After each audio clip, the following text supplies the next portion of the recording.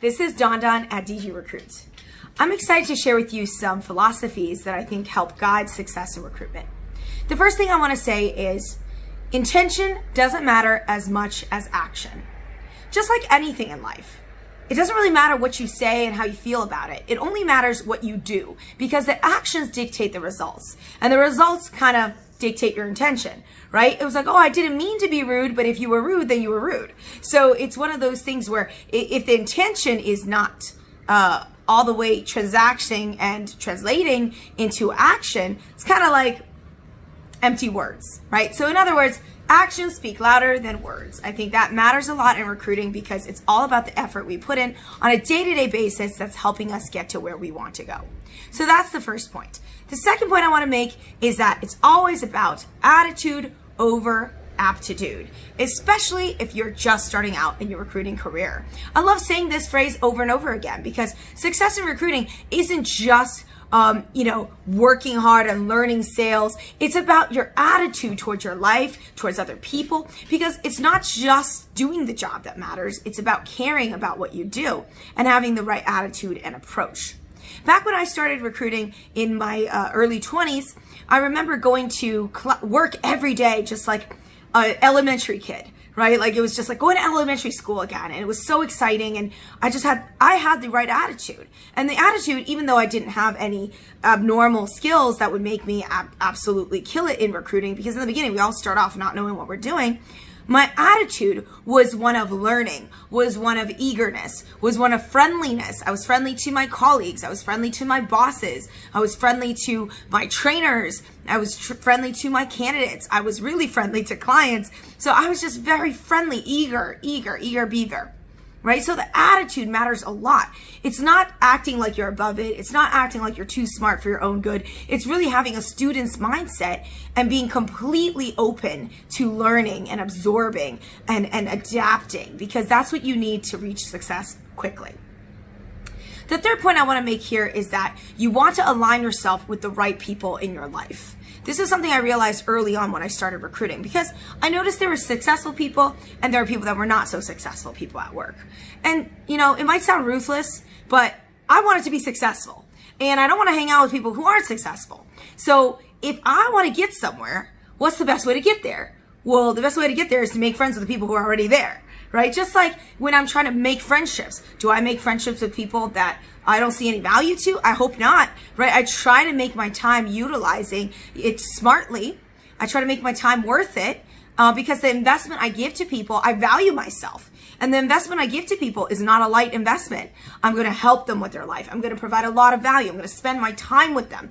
And my time is valuable. So I don't want to waste time with people who are just going to drain on you.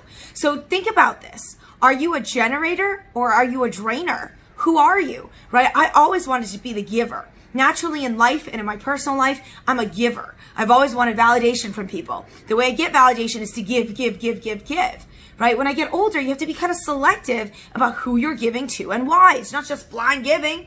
It has to be strategic. Who are you giving to and why? Why do they deserve that? Why are they deserving? It's a two-way street. It's not just like I have to do charity all work to be considered a good person. I have to also be smart and strategic for myself and my life, right?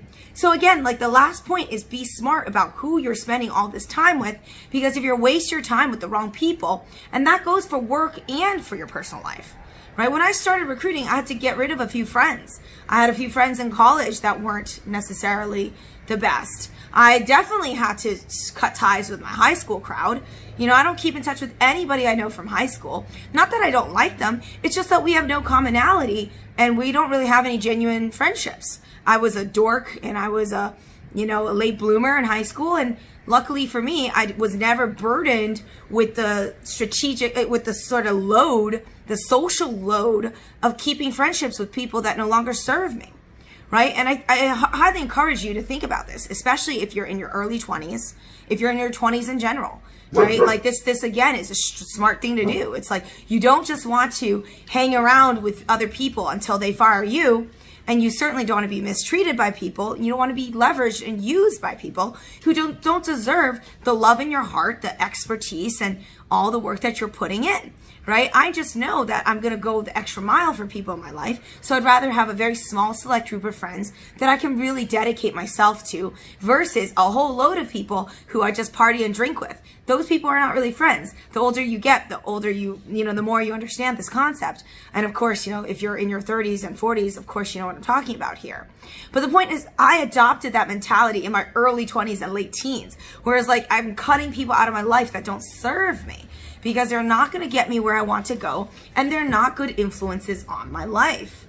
So again, just to highlight, a few things, it's like conserve your energy, use it wisely with the people that you care about and that you love, because those people are going to make you happy. They're going to give you motivation. They're going to help you, really achieve that next level, right? Recently, I made a friend during quarantine in Boston who's been huge in helping me develop as a person, right? You're totally going to mooch off of the energy that other people give you. So if you have friends that like to call you and complain about life, like to call you and not all they do is gossip and in a very mean-spirited way, you really got to think about what is the point of being friends with this person, right? So again, back to the summary of today's talk. Number one is make sure that you value yourself. Number two is that aptitude is always second to attitude. Attitude matters more.